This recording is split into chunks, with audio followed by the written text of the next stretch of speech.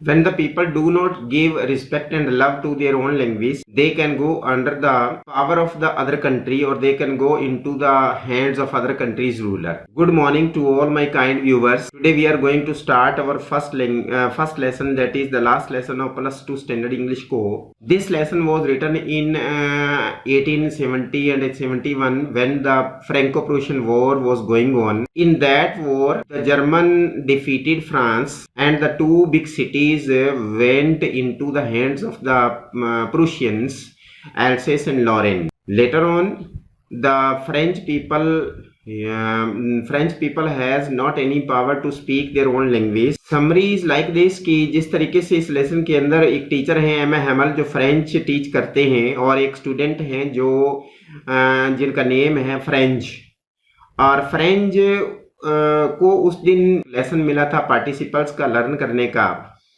और फ्रेंच का मन नहीं कर रहा था उस दिन स्कूल जाने का, लेकिन फिर भी उसने सोचा कि वो स्कूल जाए।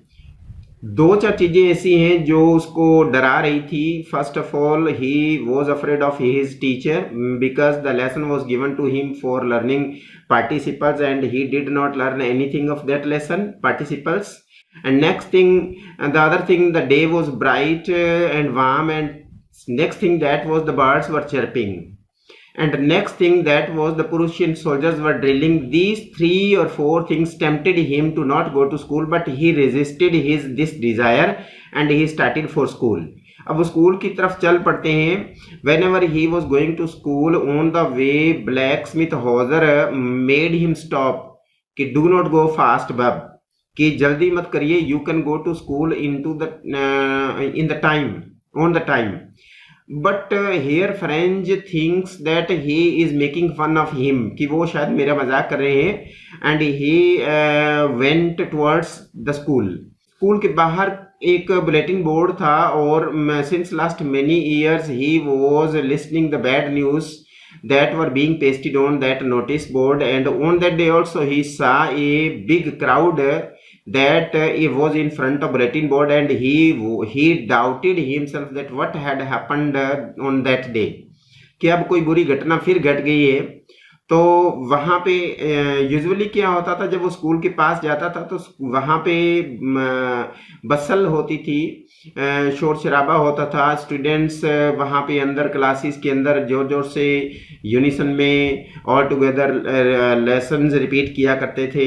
लेकिन उस दिन टोटल साइलेंस था, और वो सीधा स्कूल की तरफ जब गया तो उसे इस बात का डर लग रहा था कि शायद वो स्कूल में टाइम पे पहुँचे, और पहुँच जाए तो एम हैमल उसको स्कोल्ड करें, क्योंकि उसको पार्टिसिपल्स के लेसन्स जो थे वो लर्न नहीं थे।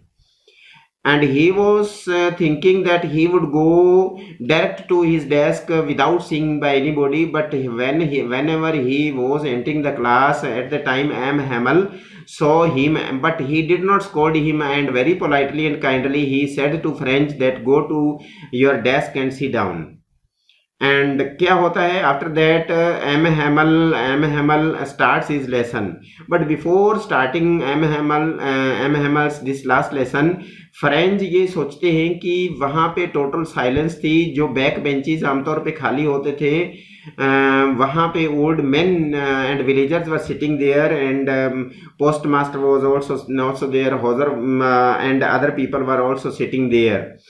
अब उसे समझ में आ गया कि ये लोग इसलिए यहाँ पे आए हैं। अब पूरा समझने के लिए जैसे ही उसने एम हैमल की लास्ट लेसन का एक्सप्लेनेशन सुना, तो एम हैमल ने बताया कि today we shall read the last lesson, and tomorrow there will be a new teacher will come, and that teacher will teach you German, and now you can pretend only to be Frenchman. अब आप सिर्फ और सिर्फ Frenchman होने का बहाना कर सकते हैं, लेकिन आप फ्रेंच सीख नहीं सकते, ना बोल सकते। तब जाकर के फ्रेंच को एक बहुत बुरा झटका सा लगा, और उसने सोचा कि हाँ बिल्कुल सही बात है कि मैंने भी आज तक अपनी स्टडी को प्रेफर नहीं किया।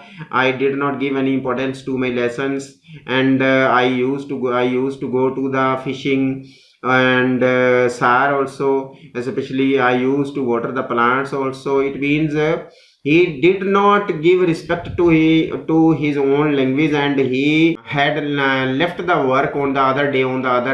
He was thinking कि चलो आज नहीं कल वो लर्न कर लेगा, आज नहीं कल वो लर्न कर लेगा. But now he felt very sad and sorrowful whenever M. Hamel taught him about the French language that this is the last lesson. अब एम हेमल ने जब ये बात बताई कि आज लास्ट लेसन को हम जो today is the last lesson of French lesson, और इसके बाद नए टीचर आएंगे, तो तब जा कर के फ्रेंच को और भी बहुत बुरा लगा. तब वो सोचने लग गया कि I have passed the time wastelessly. But अब क्या था कि वो टाइम निकल चुका था. एम हेमल ने फिर बताया कि किस तरीके से मतलब वो फ्रेंच लैंग्वेज के बारे में बता रहे हैं कि फ्रेंच लैंग्वेज नंबर 1 उन्होंने बताया कि French language is the most beautiful language, number 2 most logical language, number 3 most clearest language.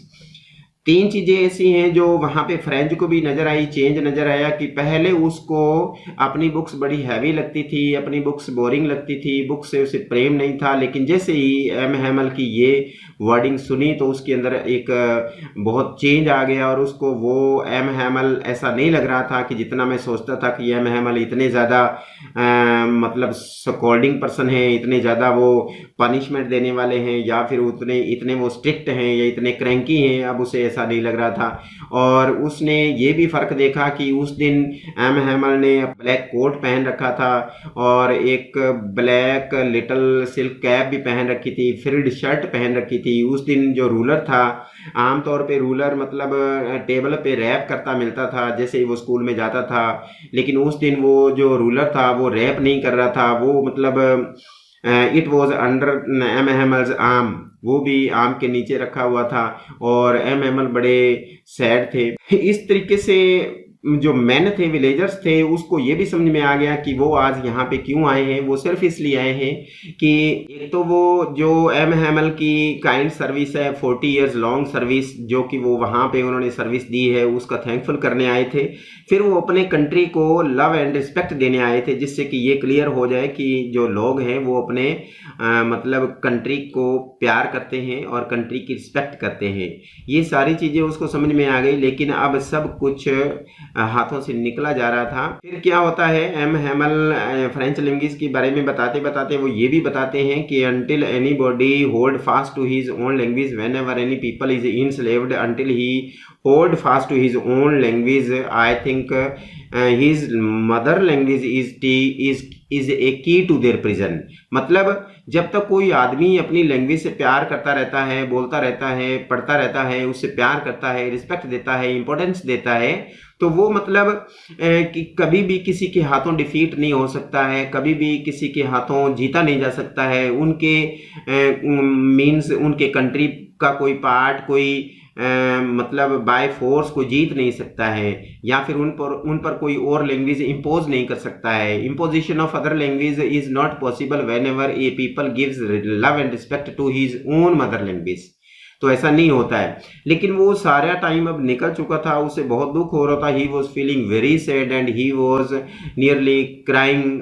कुछ तो विलेजर्स वहाँ पे क्राई भी कर रहे थे, रीड भी कर रहे थे, थोड़ा अपना जो सिर नीचे झुका करके बहुत मतलब दुखी थे.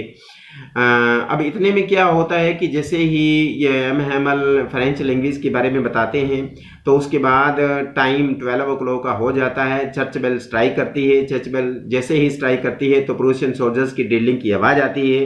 तो तब जा कर के एम हेमल इतने मतलब सैड हो जाते हैं, इतने दुखी हो जाते हैं कि he was sitting motionless on his chair and he wanted to stand. वो खड़े होना चाहते हैं and he wanted to speak something, but something choked his throat. किसी के ऐसा लगा कि किसी ने उसके गले को रोक लिया हो, मतलब वो बोल नहीं पाए.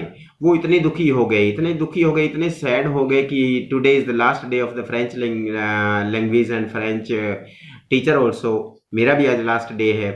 और फिर क्या होता है कि वो बड़े थोड़ा अपने आप को थोड़ा कंट्रोल करते हुए ऐसे ही चेयर से खड़े हो जाते हैं, अपने हाथ में एक चौक लेते हैं और बोर्ड पर वो वाइव ला फ्रांस लिख देते हैं। और वाइव ला फ्रांस लिखने के बाद वो ना मतलब दीवार के साथ सटे हुए ऐसे खड़े हो जाते हैं बेसहारा, और उनसे बोला नहीं जाता है, और बोले बिना ही वो हाथ से जेस्चर कर देते हैं, जिसका सिग्नल ये था कि आज की क्लास डिसमिस हो गई है, क्लास ओवर हो गई है।